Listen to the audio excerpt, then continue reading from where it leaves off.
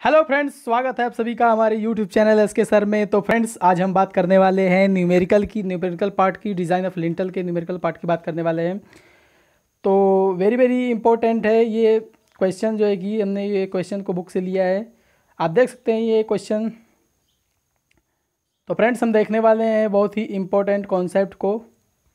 तो देख लीजिए, दिया है कि एक प्रवेश द्वार जिसका दिया है पार्ट दिया है 2 मीटर दिया है के लिए प्रबलित कंक्रीट लिंटल का डिज़ाइन करना है। लिंटल के ऊपर जो है कि दीवार की ऊंचाई दे दिया है 1.5 मीटर है। दीवार की अगर मोटाई की बात करी जाए तो 300 mm दिया है। लिंटल के लिए जो है कि M20 ग्रेड की कंक्रीट यूज करी गई है। Fe415 का इस्पात यूज करा गया है। और जो चिनाई की लोडिंग है वो 19,200 न्यूटन पर मीटर क्यूब है। और जो कंक्रीट की वेट है वो जो है कि 25,000 न्यूटन पर मीटर क्यूब है। तो इस तरह से हमें जो है कि एक फिगर को भी ड्रॉ करना है, जो है कि स्वच्छ फिगर ड्रॉ करनी है इस्पात की स्थिति में। तो आइए हम न्यूमेरिकल को सॉल्व करते हैं। सबसे पहले हम ओवरव्यू को समझ लेते हैं, ऊपर ऊपर कॉन्सेप्ट को समझ लेते हैं कि इसमें हमें करना क्या है। तो सबसे पहले हम क्या करते हैं कि सबसे पहले हम चेक करते हैं कि लोडिंग किसकी आ रही है। लिंटल पे ट्रायंगल की लोडिंग आ रही है, फिर ऊपर जो है कि पूरी दीवार जो है ये इसकी लोडिंग आ रही है, या फिर ओनली ये ट्रायंगल की लोडिंग आ रही है। तो इसके लिए हमने जो है कि पिछली वीडियो में बात करा था डिज़ाइन वाले स्टेप में कि किस तरह से हम पता करते हैं कि ट्रायंगल की लोडिंग आ रही है या फिर रेक्टेंगल की लोडिंग आ रही है। तो बात करते हैं हम जो है कि किस तरह से कि लोडिंग आपकी कौन सी आ रही है। तो आपको एक कॉन्सेप्ट दिया गया था 1.25 वाला, 1.25 करके कुछ था। स्मॉल एच जो ट्रायंगल की ऊंचाई होती है, अगर कैपिटल एच जो लिंटल की ऊंचाई, लिंटल के ऊपर दीवार की ऊंचाई है, कैपिटल एच जो है कि अगर आपकी 1.25 ऑफ स्मॉल एच से बड़ी है, स्मॉल एच है ट्रायंगल की ऊंचाई, अगर ये बड़ी है तो जो है कि डॉट एक्शन होता है, डॉट क्रिया होती है, जिसके फलस्वरूप क्या होता है, जो पूरी दीवार की लोडिंग होती है ऊपर की वो जो है कि इधर पार्श्व में ट्रांसफ़र हो जाती है, और जो है कि लिंटल पे नहीं आ पाती, लिंटल पे लोडिंग जो होती है कम हो जाती है। तो इसको सबसे पहले हम चेक करेंगे कि ये प्रोसेस हो रहा है, डॉट एक्शन जो है कि आर्क एक्शन हो रहा है कि नहीं हो रहा है, डॉट क्रिया हो रही है कि नहीं हो रही है। तो उसके लिए हम क्या करेंगे, सबसे पहले कि मेजर कर लेंगे, मान लेंगे कि माना लिंटल की कुल गहराई जो है कि 150 mm है। जब पार्ट आपका जो है कि 2 मीटर का होता है तो आप 100 से लेके 150 के बीच में कुछ भी गहराई मान सकते हैं। और पार्ट आपका जब 3 मीटर का होगा तो आप जो है कि 150 से 180 mm कुछ भी मान सकते हैं, ठीक है। तो हम जो है कि यहाँ पे 150 mm लिए हैं गहराई को 150 mm ले लेंगे। फिर उसके बाद जो प्रभावी गहराई हो जाएगी वो आपकी कुछ हो जाएगी 130 mm हो जाएगी। उसमें से हम जो है कि 20 mm कवर ले लेंगे, जिससे हमारी ये प्रभावी गहराई हो जाएगी। फिर उसके बाद शुद्ध पार्ट निकाल देंगे। शुद्ध पार्ट आपका जो है कि 2 मीटर्स है। शुद्ध पार्ट के बाद प्रभावी पार्ट निकाल देंगे। तो 2 मीटर में जो है कि डेप्थ को जोड़ देंगे, जो इफेक्टिव गहराई है उसको ऐड कर देंगे, तो हमारी प्रभावी पार्ट निकल जाएगी। उसके बाद क्या करेंगे कि माना दीवार की चिनाई उत्तम है, इसलिए जो ट्रायंगल बनता है उसका जो आधार कोण होता है कितना, 45 अंश होता है। पिछली वीडियो में सब मैंने बता रखा है, आपने अगर उस वीडियो को नहीं देखा तो इस वीडियो को जाकर देख सकते हैं। मान लेंगे कि दीवार की चिनाई जो है कि उत्तम श्रेणी की है, और बाहर त्रिभुज का जो आधार कोण है 45 डिग्री है। 45 डिग्री है, जो ट्रायंगल कुछ बन रहा है इस तरीके से, इसका जो ये आधार कोण है 45 डिग्री है। अब ये चूँकि समबाहु त्रिभुज बनता है तो त्रिभुज की हम जो है कि ऊंचाई निकालेंगे सबसे पहले, पता करने के लिए कि लोडिंग कितनी आ रही है, आयत की लोडिंग आ रही है या फिर ट्रायंगल की लोडिंग आ रही है। तो समबाहु त्रिभुज की ऊंचाई निकालेंगे। समबाहु त्रिभुज की ऊंचाई सबको पता है, कैसे निकाल लेते हैं, आपको बेस पता है। तो बेस को हम क्या करेंगे कि 2 भागों में बांट देंगे। 2 भागों में बांटने के बाद जो है कि इस पर एक ये वर्टिकल लंब ड्रॉ कर देंगे इस तरीके से, तो ये ट्रायंगल बन जाएगा, समकोण त्रिभुज बन जाएगा, जिसमें हम tan थीटा का फार्मूला लगा के tan थीटा बराबर लंब बटे आधार से जो है कि हम निकाल सकते हैं स्मॉल एच। ये स्मॉल एच आपकी ये लंब है, ये इसको आप tan थीटा का फार्मूला से यहाँ पे निकाला गया है। तो 1.06 मीटर कुछ आया है। उसके बाद देखते हैं कि भार देखेंगे।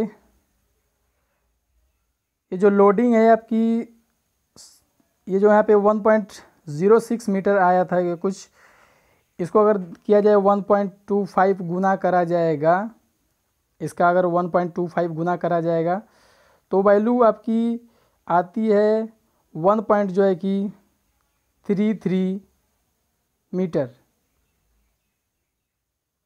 जो कि जो दीवार है लिंटर के ऊपर 1.5 मीटर है, पूरी दीवार 1.5 मीटर है, और ये जो इसका 1.5 गुना कर देंगे 1.06 का 1 पॉइंट अगर 5 गुना कर देंगे तो इसको जो वैल्यू आती है ये आती है 1.33। और हमारी दीवार की ऊंचाई जो है लिंटर के ऊपर 1.5 है, जो कि ज़्यादा है, इसलिए जो इस पर लोडिंग है वो सिर्फ ट्रायंगल की लोडिंग आने वाली है। तो हम ट्रायंगल को ही लेकर चलेंगे, उसके ऊपर की लोडिंग को इग्नोर कर देंगे क्योंकि वो जो है कि वो पार्श्व में ट्रांसफ़र होने वाली है। तो यहाँ पे आपको जो है कि भार और बंकन आघूर्ण को दिखाया गया है, वेट और जो है कि बेंडिंग मोमेंट को दिखाया गया है। उसके बाद देखने वाले हैं हम जो है कि त्रिभुजाकार चिनाई जो है उसका भार कितना आएगा लिंटल पे। तो त्रिभुजाकार जो वेट है, भार है, उसकी सबसे पहले जो है कि हम ये ट्रायंगल है, इसका एरिया निकाल लेंगे। तो इसका एरिया होता है 1/2 होता है, आधार होता है, गुणा में ऊंचाई होता है। इससे ये एरिया निकाली गई है।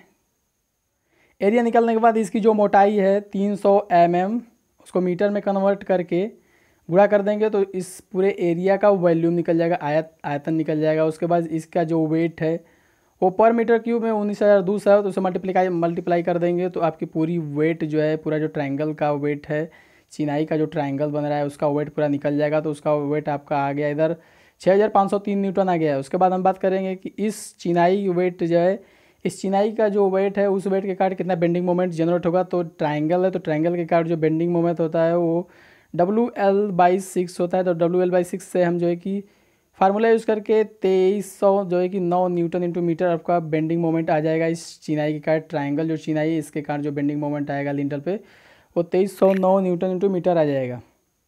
फिर उसको चेंज कर लेंगे mm में। चेंज करने के बाद 2309 हो जाएगा 10⁻³ न्यूटन इंटू mm हो जाएगा। उसके बाद प्रति मीटर लिंटल का भार निकालेंगे। जो लिंटल आपका ये है, इसका कुछ मान लीजिए यहाँ पे यहाँ तक यल मीटर है, तो यहाँ से यहाँ तक प्रति मीटर मानी 1 मीटर है। तो 1 मीटर में इसका जो है कि स्वयं का लोड कितना होगा उसको निकालेंगे। तो उसको निकालने के लिए हम जो है क्या करेंगे, उसको W2 से डिनोट करते हैं, W2 हो जाएगा। तो इसका पहले सेक्शन ले लेंगे, ये सेक्शन होगा इधर। तो सेक्शन में आपका ये ऊपर हो जाता है B, नीचे हो जाता है आपका D, और इधर आपका 1 ले लेंगे, ठीक है। यानी 1 मीटर लिंटल होगा, उसी का वेट आपको निकालना है, लोडिंग कितनी लोडिंग है उसकी लोड है। तो ये 1 लिया गया है, 1 मीटर लेंथ है, ये वाली 1 मीटर लेंथ है। उसके बाद जो है कि ये आपका सेक्शन है, ये आपका सेक्शन है, ये आपकी मोटाई है 0.30 मीटर मोटाई है, और 0.15 मीटर आपकी क्या है, गहराई है। तो इससे आपका जो है कि 1 मीटर का जो है कि आयतन निकल जाएगा। और 1 मीटर क्यूब का जो लोड है कंक्रीट का वो जो है कि 25,000 न्यूटन पर मीटर है, पर मीटर क्यूब है। तो आप जो है कि इसमें मल्टीप्लिकेशन कर देंगे तो आपका ये पूरा लिंटल का वेट निकल जाएगा। उसके बाद हम देखने वाले हैं इस जो लोडिंग आ रही है, जो लिंटल की लोडिंग है, उस लोडिंग के कारण जो कि बेंडिंग मोमेंट निकाल देंगे। तो इसके कारण जो बेंडिंग मोमेंट होगा, ये जो लोडिंग है लिंटल की लोडिंग है, उसके कारण जो बेंडिंग मोमेंट हो जाएगा वो आपका कुछ संवितरित है, सिंपली सपोर्टेड बीम की तरह। तो इस पर जो है कि WL²/8 के फार्मूले से जो है कि हम पूरा बेंडिंग मोमेंट निकाल देंगे, जो कि 638 न्यूटन इंटू मीटर आ जाएगा। फिर दोनों बेंडिंग मोमेंट्स को, जो ट्रायंगल का आ रहा था बेंडिंग मोमेंट वो, और जो है कि ये लिंटल का जो बेंडिंग मोमेंट आ रहा है उसको, दोनों बेंडिंग मोमेंट्स को ऐड कर देंगे। यहाँ पे कुछ ऐड कर दिया गया है। ऐड करने के बाद जो है कि दोनों को ऐड कर देंगे तो ये वैल्यू आ जाएगी न्यूटन इंटू mm में वैल्यू आ जाएगी। फिर ये आपको जो है कि इसमें भार गुणक लगा देंगे, क्योंकि जितनी बेंडिंग मोमेंट आ रही है उतनी बेंडिंग मोमेंट के लिए हमें डिज़ाइन तो करना है नहीं, उससे ज़्यादा के लिए बेंडिंग मोमेंट के लिए जो कि डिज़ाइन करेंगे तो 1.5 का क्या कर देंगे, गुणा कर देंगे। तो आपकी ये डिज़ाइन वाली हो जाती है, जितना का हमें डिज़ाइन करना है। चूँकि आ रही थी ये, लेकिन हम डिज़ाइन करेंगे इसके लिए, ताकि अगर बेंडिंग मोमेंट इन फ्यूचर जो है कि इंक्रीज़ भी कर जाए तो वो स्ट्रक्चर उसको सह सके। तो इसके लिए हमें डिज़ाइन कर देंगे। तो इस डिज़ाइन जिसके लिए करते हैं वो उसको कहते हैं डिज़ाइन बेंडिंग मोमेंट। उसके बाद आता है लिंटल की गहराई। मैंने पहले भी बता चुका है कि लिंटल की गहराई जो है कि D होती है, या फिर कि बीम की गहराई D होती है, उसको या फिर एरिया ऑफ स्टील को फाइंड आउट करने के लिए हमेशा जो है कि MD को MU लिमिटिंग के बराबर रख देते हैं। अब MU लिमिटिंग क्या होती है, MD क्या होती है? तो MD जो होती है, आप जिस डिज़ाइन के लिए या फिर जितने बेंडिंग मोमेंट्स के लिए आप स्ट्रक्चर को तैयार कर रहे हैं उसको कहते हैं MD। और जो है कि MU लिमिटिंग क्या होती है या MU मैक्स क्या होता है, जो कि जो कंक्रीट और जो स्टील आप स्ट्रक्चर में यूज कर रहे हैं वो कितना जो है कि बेंडिंग मोमेंट को रजिस्ट कर सकते हैं, कितना बेंडिंग मोमेंट को जो है कि बियर कर सकते हैं, सह सकते हैं, उसको कहते हैं एमयू लिमिटिंग। तो आशा करते हैं आप लोगों को ये बहुत ही आसान कॉन्सेप्ट समझ में आ चुका होगा। तो जो है कि आपका M20 ग्रेड की कंक्रीट Fe415 इस्पात के लिए जो है कि आपकी एमयू लिमिटिंग की वैल्यू हो जाएगी 0.138 BD²FCK। इस फार्मूले को आपको बिल्कुल रट लेना है। जो है कि Fe415 के लिए क्या होता है, 415 के लिए होता है क्या होता है, 250 के लिए क्या होता है, और 500 के लिए क्या होता है। सभी वैल्यू आपको रट लेनी है। सब में BD²FCK होता है। और जो है कि इसके लिए 415 की अगर बात, पहले इसकी बात करिए, 250 की अगर बात करी जाए तो पॉइंट होता है 149 होता है, BD²FCK होता है। फिर उसके बाद 415 की बात करिए तो पॉइंट होता है 138 होता है, BD²FCK होता है। इसके लिए होता है 0.138 BD²FCK होता है। ये सब की वैल्यू आपको जो है कि रट लेनी है, बिल्कुल रट लेनी है, इसमें कोई शक नहीं है, ठीक है। उसके बाद हम देखने वाले हैं एमडी और एमयू लिमिटिंग को क्या करेंगे, इक्वेट करा देंगे, बराबर कर देंगे, ठीक है। ऐसा क्यों करते हैं हम, जो है कि एरिया पे स्टील निकालने का होता है तभी ऐसा करते हैं। और जो है कि स्मॉल डी गहराई ज्ञात करनी होती है तभी जो है कि गहराई आपको पहले से अपने मान चुकी है, लेकिन उसको जो है कि कंफर्म करने के लिए ऐसा किया जाता है, ठीक है।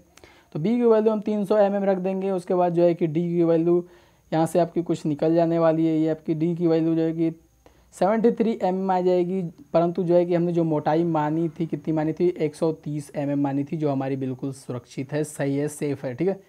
हमने मानी कितनी थी, पूरी गहराई मानी थी 150, जिसमें कि जो कि 20 mm का कवर ले लिया था। तो हमारी जो इफेक्टिव डेप्थ आई थी वो थी 130 mm आई थी। और ये जो आ रही है डेप्थ, ये 73 mm है। तो हमारा जो पहले से हम ले लिया था वो पहले से ही हमारा ज़्यादा है, इसलिए सेफ़ है हम। नेक्स्ट देखते हैं। अब हम बात करने वाले हैं प्रबलन रिन इस्पात की, ठीक है। रिइंफोर्समेंट स्टील की बात करने वाले हैं। M25 कंक्रीट है और Fe415 इस्पात के लिए जो है कि सीमांत प्रबलन ज्ञात करना। सबसे पहले क्या होता है कि आपको जो है कि कंक्रीट की श्रेणी पता है और इस्पात का ग्रेड पता है। तो आप जो है कि अगर मान लीजिए आपका ये सेक्शन है कुछ, इस सेक्शन में मुझे जो है कि ये कंक्रीट हमने ऊपर यूज करा है, पूरा ये कंक्रीट यूज करा है। तो ये जो कंक्रीट होती है, मान लीजिए आपने जो है कि M25 की कंक्रीट पूरी यूज करी है। तो M25 की कंक्रीट के लिए अगर आप जो है कि इसमें 415 का इस्पात यूज करना चाहते हैं तो M25 की जो कंक्रीट होती है वो जो है कि Fe415 के लिए अपने जो है कि पूरे सेक्शन में जो है कि एरिया को फिक्स कर देती है कि मैं अगर 100% हूँ तो मुझ में जो है कि तुम जो है कि यानी Fe415 केवल 0.96% ही आ सकता है, इससे ज़्यादा नहीं। अगर आप यहाँ पे जो है कि Fe को चेंज करें, Fe250 ले रहे हैं तो ये आपका परसेंट इंक्रीज कर जाएगा।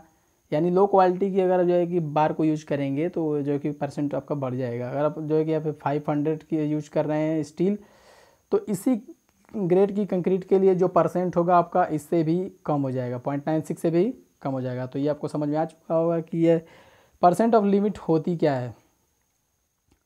तो परसेंट ऑफ लिमिट निकालने के बाद क्या करेंगे कि आपको परसेंट पता चला गया कि इस पूरे जो है कि सेक्शन में स्टील का Fe415 का कितना परसेंट है। M25 कंक्रीट की श्रेणी में Fe415 का जो है कि कितना ये इस परसेंट है। तो पूरा सेक्शन तो BD है, पूरा सेक्शन तो BD है। और जो इस्पात का परसेंट हो वो 0.96% है। तो आप तो 0.96% BD का तो 0.96% निकाल सकते हैं। तो वही यहाँ पे निकाला गया है, ठीक है। 0.96% निकाला गया है किसका, ये BD है, आपका BD है। तो BD का 0.96% निकाल दिया गया है। तो 210 mm² आ गया है। इसमें हम जो है कि प्रबलन इस्पात की जांच करेंगे कि मेरा जो स्टील का एरिया है वो कम तो नहीं है। तो ये जांच कर रहे हैं हम। तो यहाँ पे 10 रहेगा। 10 mm की अगर बार हम यूज करेंगे, 10 mm व्यास की अगर छड़ प्रयोग करते हैं तो छड़ों की संख्या कितनी हो जाएगी, पूरा एरिया आपका इतना है।